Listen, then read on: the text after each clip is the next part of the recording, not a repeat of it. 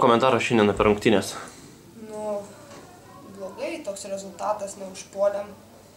Atrodo, jos irgi nelabai puolė gerai, bet tai gynyba nebuvo kažką. Asmeniškai aš savo žaidimu nepatenkinta.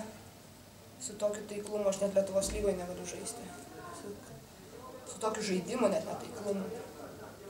Tai nežinau, noriu atsiprašyti visų žiūrovų, kurie žiūrėjo, kai patekom į duobę trečiam kėliny.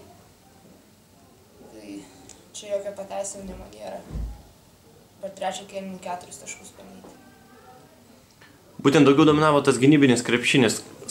Kas būtent mūsų komandai trukdė užpult? Su ko didžiausia problema susidurdavo puolime? Tas taiklumas mūsų 24%. Atrodo, išmetėm neblogus metimus, aišku, pritrūko ir sėkmės ir visko, bet jos neblogai gynėsi. Mes pralošėm tą trečią kėlinį, kai reikėjo toliau žaisti gerai kaip pirmus 2 kėlinius, ta prasme neblogai, bet neužpuolėm, jos pabėgo ir tada reikėjo vytis, o vytis nėra lengva. Dėkui.